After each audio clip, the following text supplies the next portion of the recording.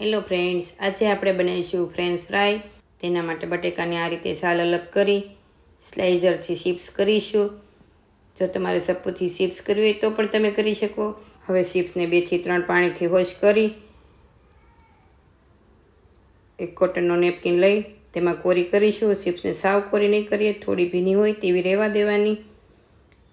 હવે તેમાં 2 સ્પૂન આરા લોટ એડ કરી સારી રીતે મિક્સ કરીશું. હવે પેરી પેરી મસાલો પણ બનાવી લઈએ. તેના માટે 1/2 સ્પૂન લાલ મરચું, 1/2 સ્પૂન મરી powder, 1/2 spoon chilli flakes, 1/2 spoon mix hub, 1/2 spoon મીઠું એડ કરી તેને ક્રશ કરીશું. હવે તેલ પણ ગરમ થઈ ગયું છે તો તેમાં ચિપ્સ એડ કરી 1 સ્પૂન મીઠાનું પાણી એડ કરીશું અને ગેસની ફ્લેમ મીડિયમ રાખી ક્રન્ચી એવી થાય ત્યાં સુધી રહેવા દઈશું. તો ચિપ્સ ગોલ્ડન બ્રાઉન એવી થઈ ગઈ છે અને સરસ એવી ક્રન્ચી પણ થઈ ગઈ છે, તમે જોઈ શકો છો. હવે તેમાં પેરી પેરી મસાલો બનાવ્યો હતો તે સ્પ્રિંકલ કરીશું.